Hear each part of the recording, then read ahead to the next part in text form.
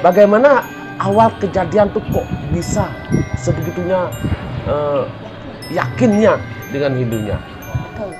Dulu Dian Puspitasari kan gitu. Setelah itu Masuda Widani, kemudian jadilah Komang Puspitasari. Nah, bagaimana ceritanya Jero Komang sampai Masuda Widani? Sampai Masuda Widani itu bagaimana? Dan tidak bisa untuk meninggalkan agama Hindu. Banyak sekali mimpi, kejadian aneh. Nah, berarti Jero Komang ini tidak ada yang mempengaruhi, tidak ada yang mengajak, tidak ada yang mengharuskan. Jadi mengalir begitu saja dari hati nurani yang paling dalam. Dian Puspitasari kemudian menjadi Komang Puspitasari kan gitu. Yang menarik di sini adalah kan beliau malah di sini menjalankan bagaimana daripada ugar-ugar agama-agaman yang lebih daripada orang Hindu pada umumnya, yaitu ngiring kan ya. Kalau sekarang Jero Komang, nama daripada beliau, nama gaib itu siapa? Jero Manik Kencana.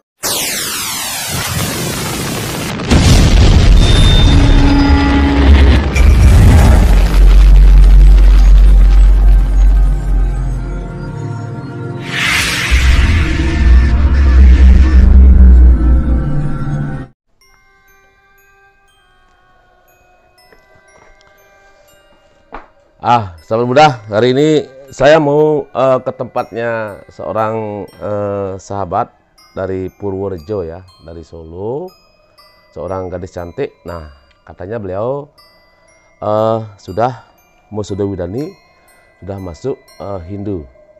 Nah, saya ingin tahu bagaimana kok bisa terjadi.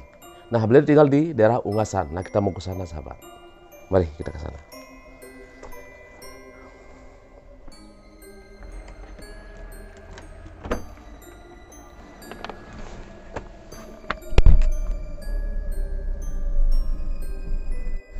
Sahabat muda, nah kita mau jalan ke sana. Mari.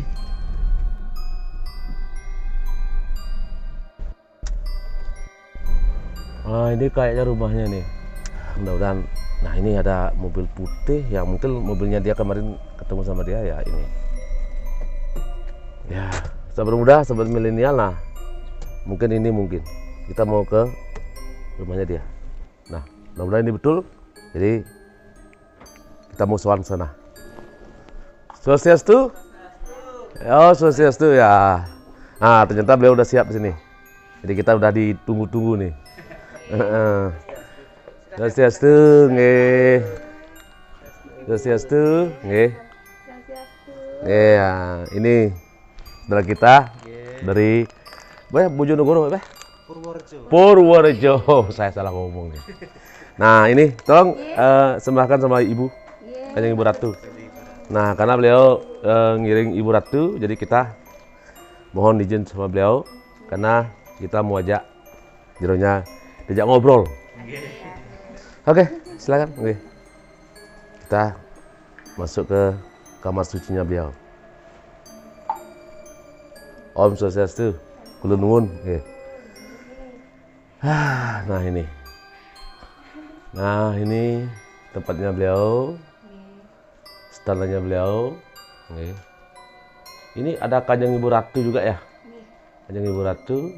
Ada Ibu Dewi Kwan In. Itu ada Ratu Nian juga tuh. Ada paico-paico di sini juga. Ada tongkat. Oke, silakan Jero persembahkan sama beliau.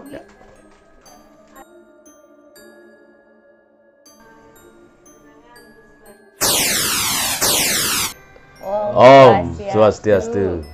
Sahabat muda, sahabat milenial, hari ini saya berada di Ungasan. Nah, tepatnya di sebuah perumahan.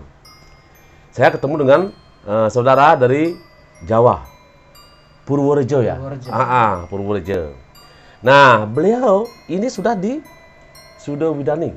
Artinya beliau sudah masuk agama Hindu. Kedatangan saya ke sini adalah untuk apa?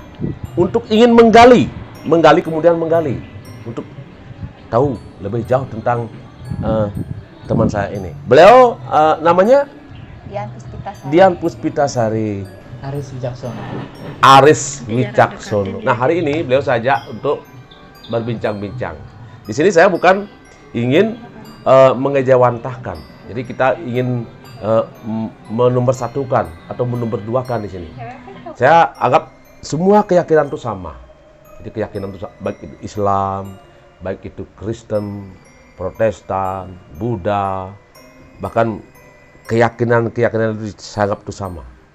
Jadi di sini saya bukan ingin menomorsatukan tentang Hindu, tidak. Di sini saya cuma ingin menggali bagaimana kita hubungkan dengan sejarah yang dulu pernah ditinggalkan oleh nenek moyang kita itu, yang terjadi hari ini, yaitu itu sejarah tentang Noyo Genggong Sabdo Palon. Itu saya ingin gali nih, ingin gali tentang 500 tahun yang lalu kemudian bangkit hari ini, termasuk Dian Puspita dan Aris Wicaksono yang hari ini sudah berapa bulan masuk Hindunya? Sudah, sebenarnya waktu dari pindah ke sini sudah Hindu? Mengikuti, sudah ke pura, sudah tapi belum masih diwadani. Kita akan gali bagaimana tentang Dian dan Aris. Ini saya ingin bertanya, Mbak Dian, Mbak Dian Puspitasari, itu nama asli ya? Iya, nama asli. Nah, itu kan namanya Dian Puspitasari, itu kan dari kelahiran. Dari Jawa, kan gitu, dari Jawa kemudian tinggal di Bali. Nah, itu namanya sekarang sudah setelah Widani ke Jero siapa namanya? Nikomang Dian Puspitasari. Nikomang Dian Puspitasari. Jadi ada komangnya, sahabat. Nah, terus kalau saya rencananya saya baru pindah ke Hindu. Tapi sudah Widani. Sudah tanggal 31 Desember kemarin 2021. Tapi namanya belum diganti. Belum diganti. Tapi masih Aris Wicaksono, kan begitu. Jadi beliau kakaknya ya, kakaknya ini itu nomor 2 jadinya ya. Kedua. Nomor 2, Made jadinya nih. Nah, baru Komang kan begitu. Nah, beliau memakai nama Bali. Wayan Made Komang, Putu Made Komang gitu. Nah, itu. Nah, itu sudah dari lama di sini, Jero. Komang ya. Iya, Komang itu dari lama di sini. Udah lama. Sama Bapak? Itu yang sendiri. Sareng kakak ya. Jero Komangnya tinggal di sini sareng kakak-kakaknya. Jero Komang pada waktu itu tertarik masuk Hindu, tertarik untuk mengikuti arahnya keyakinan Hindu. Nah, bagaimana ceritanya tuh, Jero? Ceritanya waktu baru masuk ke sini, pindah ke sini pertama kali 2018. Itu umur berapa? Itu baru tamat SMA. Baru tamat SMA. Tamat SMA. Pindah ke sini terus mungkin melihat budaya Hindu Bali nih. Itu awalnya. Iya, awalnya terus circle teman memang banyak yang Hindu. Jadinya dia tertarik dan nggak tahu tiba-tiba langsung sembahyang. Padahal waktu itu masih Muslim. Masih Muslim. Dan belum tidak tahu apa doanya apa. Dan tertarik aja langsung masuk ke pura sembahyang sama teman-teman bareng-bareng. Oh gitu. Ikut-ikutan, tapi senang. Sampai sekarang. Ikut-ikutan tapi senang kan begitu awalnya. Nah itu, jadi awalnya begitu. Nah mungkin di sisi lain kan tentu kalau Jero Komang ini sampai mengikuti arahnya Hindu itu tentu ada alasannya. Itu ada alasannya yang sangat signifikan, yang sangat mendasari di sini. Nah sampai sudah berbulat tekad, sudah menjadi perjalanan untuk ke jenjang selanjutnya itu ke Hindu, sampai Jero Komang masuk agama Hindu yang namanya Mesudo Widani. Bagaimana awal kejadian tuh kok bisa sebegitunya yakinnya dengan Hindunya? Karena seperti diarahkan. Seperti diarahkan dan seperti dituntun. Dituntun. Ya. Jadi setiap kali meninggalkan tidak sembahyang, kayak seperti ada mimpi, entah itukah apa, pasti ada tuntunan dari sana. Terus akhirnya Tiang kembali lagi untuk sembahyang lagi. Udah pernah waktu itu. Sini Tiang tentu Tiang juga ingin menggali di sini. Nah, kalau di saat sembahyang itu dari kecil ya, umumnya dari kecil sampai ke SMA kan jenjang waktu yang cukup lama tuh. Katakanlah sampai 18 tahun ya. Jadi di sana. Di sana kan pindah ke Bali nih. Tamat SMA pindah ke Bali. Ceritanya mau mencari kerja apa? Kerja. Apa kuliah? Kerja bersama kakak-kakaknya di sini. Oh, gitu. Kerja. Nah, terus Kerja. itu pada waktu sembahyang tuh gimana ya? Apakah itu memang Nangis ya? nangis? Itu memang dukungan hati, Ya. hasrat hati, memang hati yang paling dalam di sana. Betul. Kepengen aja sembahyang Bali. Pengen sekali seperti kayak apa ya? Tuntunan seperti kayak kangen, rindu. Kangen ya. Kangen untuk tetap ikut sembahyang seperti itu. Ya. Tentu Tiang juga ingin. Nah, begini Jero Komang ya. Nah, di sini kan Jero Komang dulunya kan sebelum seperti sekarang. Iya, betul. Dulu Dian Puspita Sari kan begitu. Setelah itu Masuda Widani. Kemudian jadilah Komang Puspita Sari. Nah, bagaimana ceritanya Jero Komang sampai Masuda Widani? Sampai Masuda Widani itu bagaimana? Dan tidak bisa untuk meninggalkan agama Hindu. Banyak sekali mimpi, kejadian aneh. Nah, berarti Jero Komang ini tidak ada yang mempengaruhi, tidak ada yang mengajak, tidak ada yang mengharuskan. Jadi mengalir begitu saja dari hati nurani yang paling dalam. Dari sekian lama Jero Komang ini sembahyang, kemudian ada niatan hati untuk memformalkan diri secara niskala dan secara gaib. Awalnya bagaimana Jero Komang? Awalnya masuk di Wadani, Nike jatuh bangun Tiang. Jatuh bangun. Nggih, sudah pernah tidak sembahyang dulu, sudah pernah meninggalkan agama Hindu, sudah pernah meninggalkan sembahyang, dan akhirnya Nike pun dapat tuntunan lagi. Nah, akhirnya sampai memutuskan untuk saya harus musuh di Wadani. Nah, ini meninggalkan, kemudian meninggalkan, datang lagi, meninggalkan. Apakah di sana ada keraguan? Ada rasa ragu? Oh, saya sebenarnya Islam, kok saya sembahyang kayak gini? Apa ada rasa itu? Tidak ada rasa untuk ragu sebenarnya, teman. Cuman malas sembahyang. Nggih, waktu itu tiba-tiba seketika kok seperti meninggalkan agama yang saya cintai gitu. Jadi agama Hindu yang saya cintai kok saya merasa sedih gitu ya. Kehilangan, ya. Kehilangan. Kemudian Jero Komang terus sembahyang kan gitu.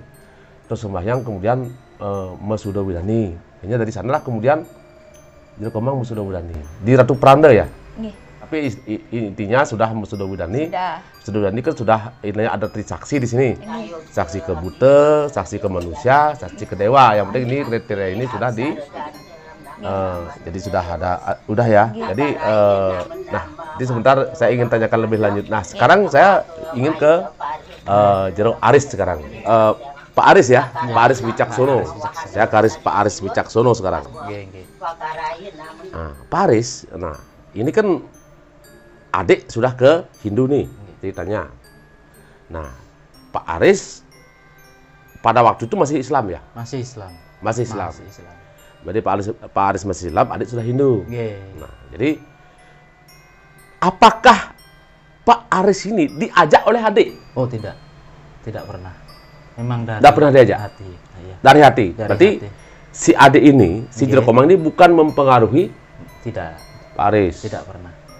Nah, karena maaf ya, sahabat, kalau di Hindu pada umumnya, di Bali pada umumnya, tidak ada kalau Hindu itu mengajak, kemudian menyuruh, mengikat, kemudian apalagi yang namanya membayar itu tidak ada. Jadi mengiming-imingkan uang dan sebagainya tidak ada. Berarti Pak Aris di sinilah memang keyakinan. Keyakinan. Bagaimana awalnya Pak Aris? Perjalanan sangat panjang sekali, Bapak. Sangat panjang. Pertama saya datang ke Bali, menginjak tanah ke Bali, kayak flashback lagi. Jadi kembali? Kayak flashback. Seolah-olah saya tuh merasa saya pernah menginjak tanah sini. Hati. Iya, ada seolah-olah ada kekuatan besar di situ. Rasa rindu yang gimana ya? Kayak haru, ada rasa rindu yang baru terobati gitu rasanya. Jadi intinya setelah menginjak tanah Bali ini, Iya. jadi Pak Aris ini Nggih. jadi merasa pulang ke rumah. Nggih. Jadi di sini rumahnya. Nggih. Kerasa di sinilah inilah tanah air adanya tanah tumpah daripada Nggih. kelahiran saya Nggih. kan Nggih. begitu. Nggih. Nah, padahal Pak Aris kan lahirnya di Jawa Jawa. kan begitu. Nggih. Nah, itu jadi ada rasa itu. Nah, kemudian yang ingin saya tanyakan di sini, bagaimana kaitannya dengan keluarga? Keluarga yang di Jawa. Bapak, mungkin kakek, mungkin sebagainya itu. Nah, apakah beliau melarang? Apakah beliau tahu kalau Pak Aris dengan Jero Komang seperti ini? Kebetulan waktu itu setelah saya masuk ke Hindu, Bapak sudah jadi almarhum, sudah almarhum. Hanya saja orang tua saya, khususnya Bapak dan kakek saya itu memang kejawen. Oh, Kejawen. Iya, kejawen. Jadi saya mungkin di hati saya udah melekat sekali dengan hal-hal yang ya seperti agama Hindu dilakukan lah, kegiatan agama Hindu atau apa. Nah, artinya kan semasih Bapak hidup, Nggih. ya semasih Bapak hidup di Jawa, Nggih. yang warawiri ke Bali dan ke Nggih. Jawa kan itu, melihat anaknya ini Jero Komang kan Nggih, begitu. nggih. Nah, itu apakah Bapak di sana ada melarang kemudian jangan karena Pak Aris kan Islam, Nggih. ya Islam. Nggih. Jadi Nggih. ada larangan, apa ada pesan di sana? Kalau Yang- larangan tidak ada, hanya pesan. Pesan? Iya, jalankan hidup kamu sendiri. Temukan jati diri kamu sendiri. Itu pesan dari almarhum Bapak. Untuk melarang tidak. Tidak pernah. Itu mungkin udah jalan hidup kamu di sana. Nah, itu kan pesan yang sifatnya masih menghargai, Nggih. masih mentolerir. Nggih. Jadi jalankan hidupmu sendiri kalau Nggih. kamu sudah besar. Nggih. Cari jalanmu, Nggih. cari apa yang kamu mau kan begitu. Nggih. Nah, di sini saya ingin tanya, apakah ada pesan khusus mungkin dari Iyang Nggih. atau siapa Nggih. terhadap Pak Aris? Ada. Ada. Apa itu? Pesan terakhir Bapak itu jangan pernah pulang ke Jawa. Jangan pernah pulang ke Jawa, Tetaplah di Bali. tetap di Bali. Iya. Oh, nah sahabat, nah itu tadi. Jadi kalau sudah beliau berpesan begitu, berarti ada sesuatu yang memang sudah menjadi pegangan beliau. Pegangan ya. Nah mungkin beliau berpegangan di Jawa sana, hanya tidak bisa menjalankan itu hanya kepada anaknya. Anaknya.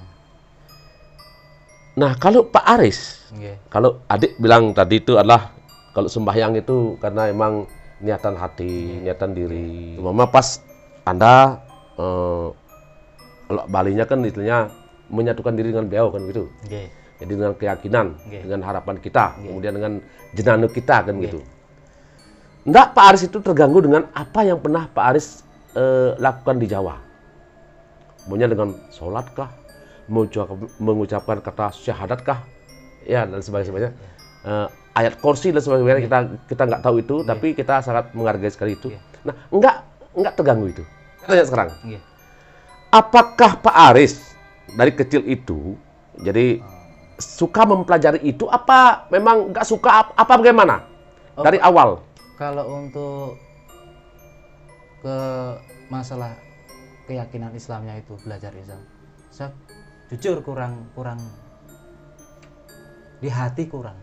Pak Aris tidak kena pesantren, Enggak nggak pernah masuk pesantren. enggak pernah. Jero Komang juga. Iya. Nah sekarang saya balik tanya kepada Jero Komang ya. Gitu. Nah ini menarik. Itu tentu saya juga ingin menggalinya kepada Jero Komang ini ya. Jadi menggali karena di samping beliau tuh dari Dian Puspita Wati, kemudian dari Dian Puspita Sari, kemudian menjadi Komang Puspita Sari kan begitu. Yang menarik di sinilah kan beliau malah di sini menjalankan bagaimana daripada ugar-ugar agama-agamaan yang lebih daripada orang Hindu pada umumnya, yaitu ngiring kan banyak. Kalau sekarang Jero Komang, nama daripada beliau, nama gaib itu siapa? Jero Manik Kencana. Nah, kalau boleh yang tahu juga itu dari Ibunda. Kanjeng Ibu Ratu. Itu sahabat.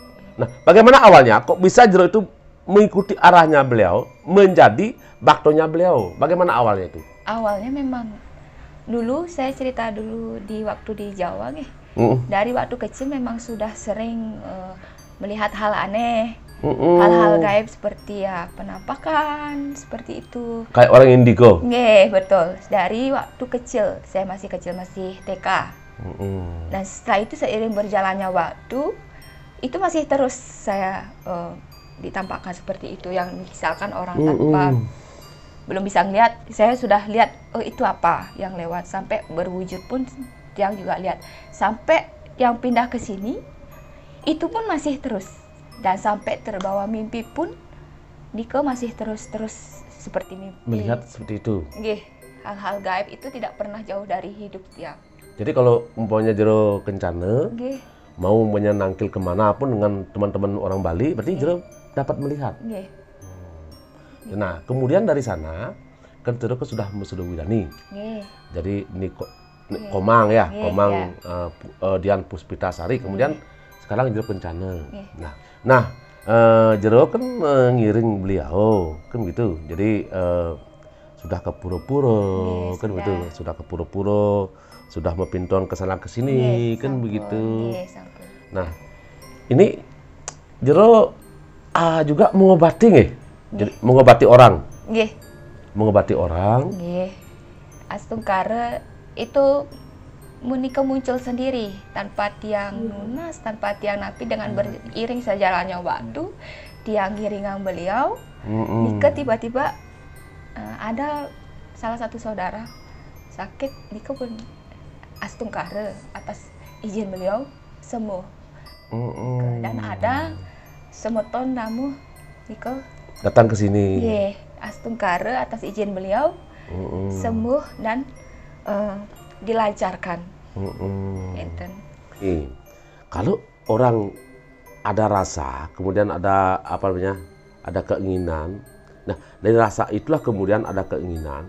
Kemudian kita simpulkan untuk menjadi suatu harapan kan begitu. Harapan untuk menjadikan sesuatu.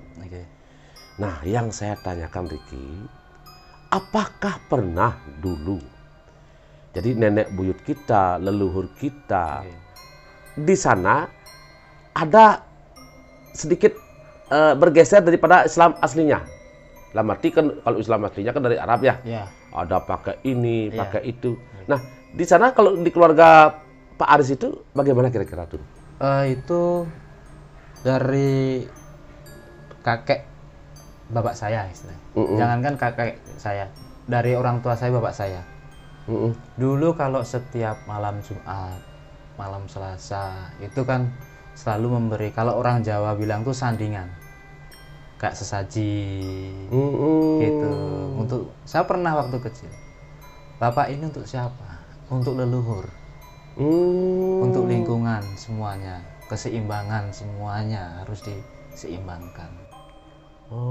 Berarti keluarganya Pak Aris, keluarga Jero ini adalah dari dulu sudah ngelakoni seperti itu. Berarti boleh dibilang itu adalah Islam Nusantara, kan begitu. Islam Nusantara. Itu dilakonilah seperti itu. Nah, biasanya yang saya tahu kan, saya kenal banyak kiai ya. Kiai Nusantara, Islam Nusantara, banyak kiai Islam Nusantara, kayak NU kan boleh saya bilang itu adalah Islam Nusantara kan gitu. Jadi banyak saya punya teman-teman di sana. Nah, di sini kalau Islam Nusantara tuh masih percaya dengan hal-hal yang gaib. Nah, apakah mungkin di keluarganya Pak Aris itu ada yang seperti itu? Peninggalan itu ada? Masih ada. Jadi untuk khususnya orang tua saya, peninggalan, pokoknya istilah warisan yang diwarisan dari leluhur tetap harus ada. Seperti keris ada. Khususnya kalau keris waktu itu mungkin dilimpahkan ke kakak saya yang pertama.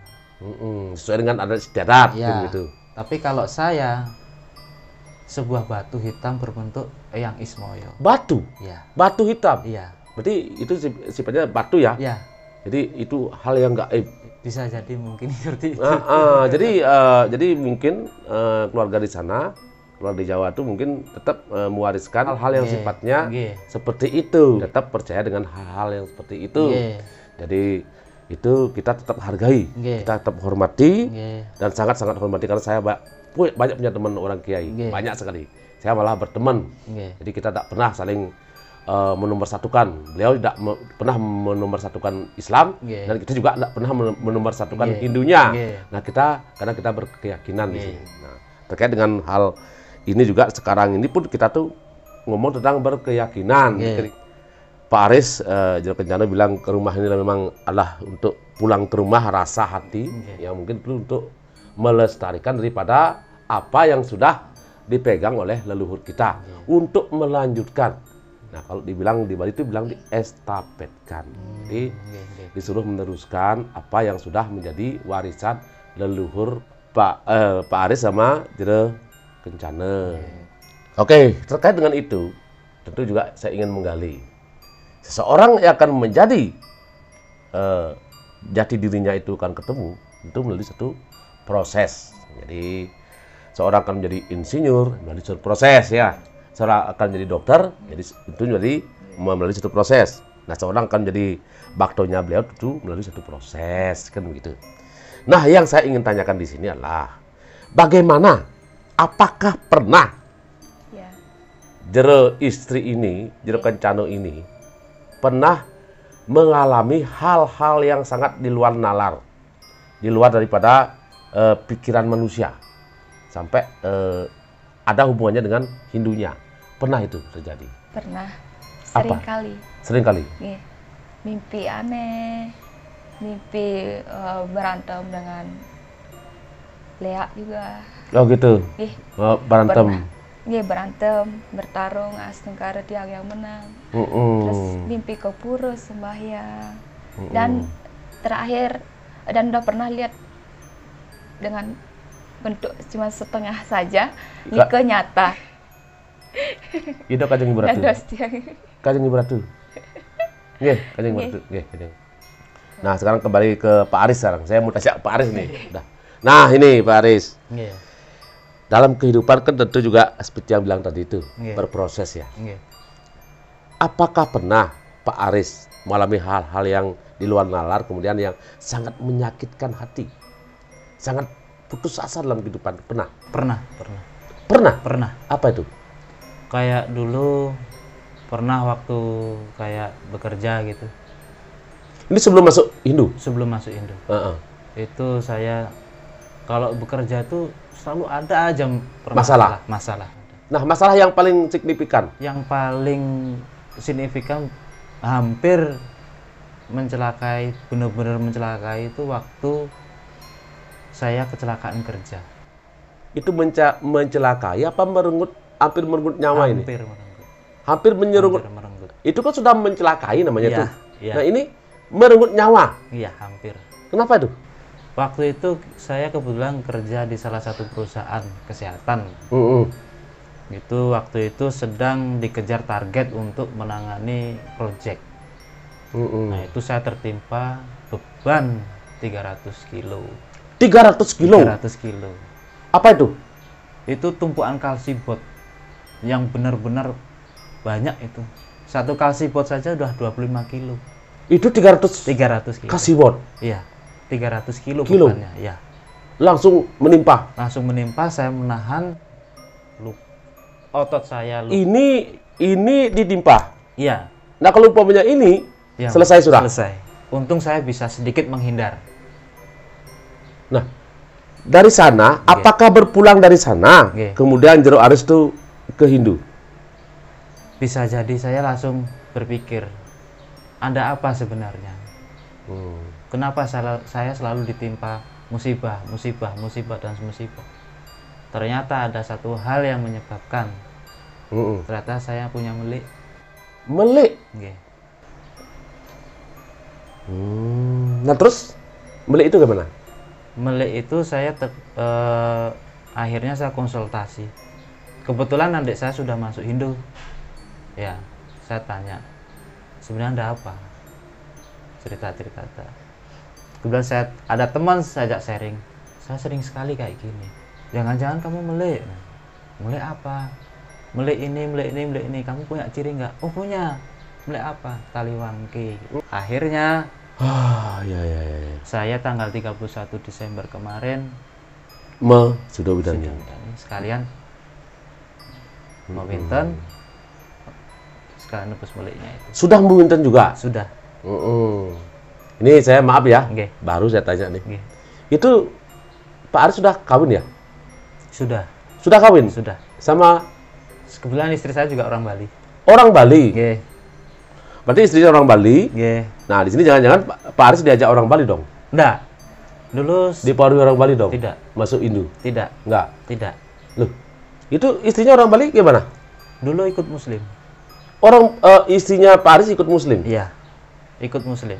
Nah, dia mau diajak Muslim. Mau. Malah dia tuh ingin mempelajari Muslim apa bagaimana? Apakah dia tuh mempengaruhi Pak Aris untuk Tidak. tidak? Tidak. Memang waktu itu saya menikah sama istri saya itu sudah pilihan istri saya ingin masuk Muslim. Hanya saja di pernikahan itu saya selalu ditanya, kenapa nggak pernah sholat? Ditanya. Malah istri yang bertanya. Iya. Istri sudah bisa sholat. Dia minta diajarin sholat. Saya jawabannya terlalu enteng sekali. Gimana? Sangat enteng. Di situ udah ada buku tuntunan. Kamu belajarlah sendiri. Jadi Pak Aris, Nggih. sebenarnya Pak Aris tidak bisa sholat nih. Nggih. Tidak bisa sholat. Nggih. Nah, tapi ada Pak Aris punya buku tuntunan Nggih. untuk biar tidak kelihatan jadi salahnya itu. Nggih. Jadi Pak Aris menganjurkan untuk Nggih. membaca Nggih. buku itu untuk Nggih. menuntun si istri sholat. Ya. Nah, ternyata Pak Aris sendiri nggak sholat sampai ditegur oleh istri. Nggih. Wah, nanti saya mau ketemu sama istrinya nih, mau tanya. Sebenarnya sampai melihat, saya masih ini nih, masih ingin tahu kesungguhan hati mereka berdua ini. Ya, apa benar itu? Apa sekedar aja? Nah ini yang saya ingin tahu. Untuk kedepannya, untuk hari selanjutnya itu. Nah, Jeruk Kencana kan tentu udah suka di Bali, pulang di Bali kan gitu.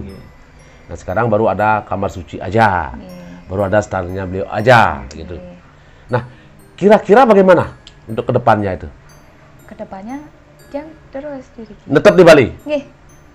Terus diriki. Terus Nah cita-citanya bagaimana? cita-citanya ingin meneruskan keleluhuran, tetap menjalankan apa yang sudah beliau berikan. Nah, Tetap jadi seperti ini gitu. untuk kedepannya. Nah, tuh. Jadi di sini kita dapat menggambarkan bahwa sesungguhnya apa yang menjadi warisan leluhur kita yang ada di Jawa. Tentu saya juga orang Jawa pada awalnya. Jadi dia sudah melakukan apa yang ditugaskan oleh leluhur. Nah, beliau-beliau ini karena kepinginnya leluhurnya untuk dilanjutkan, bahkan dapat menyakiti daripada kehendak leluhur. Nah, tentu beliau-beliau ini sekarang diestafetkan, nah, diserahkanlah mandat itu. Nah, beliau-beliau ini akan melanjutkan warisan leluhur dari Jawa, Purworejo ya.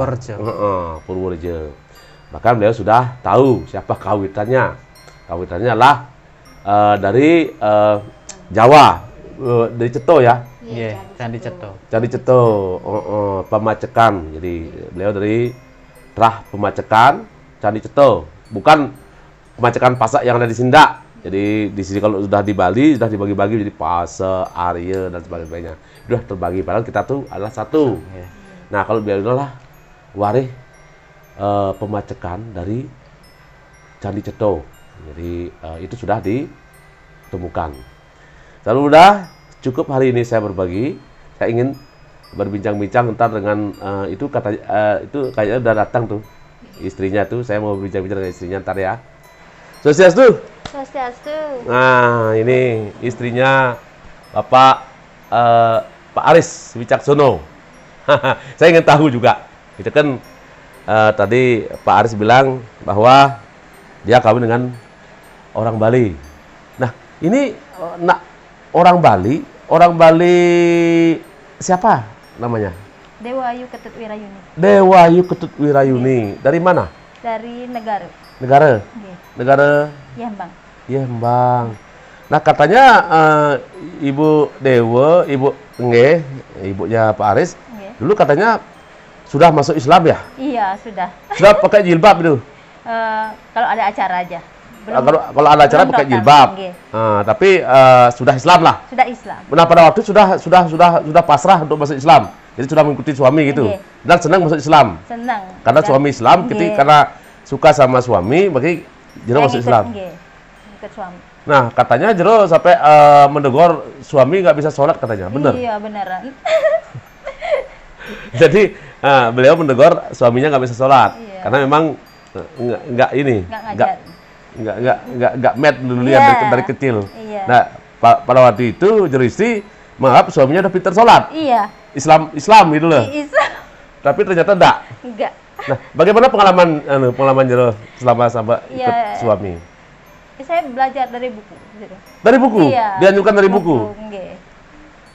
Nah, pada waktu itu si suami, si Aris dan adiknya itu malah kembali ke keyakinan Jero. Nah, bagaimana menurut Jero itu? Ya, saya kaget. Kaget? Kaget dan bingung. Bingung? Gimana mau ngasih tahu orang tua? Oh gitu. Iya. Jadi karena Jero udah masuk Islam, Iya. diketahui oleh orang banyak, keluarga juga. keluarga di rumah, iya. Jadi malah Pak Aris mintanya ke Hindu. Hindu. Mbak Sudowidani. Nggih. Terkejut? Terkejut banget. Sahabat muda. Nah itu. Nah setelah itu beliau masuk Hindu, kemudian Jero tentu dengan bangga juga menerimanya. Menerima. Nggih. Oke sahabat, cukup kita berbagi hari ini. Nah kita sinap dengan Pramu Santi. Om Santi Santi Santi Om.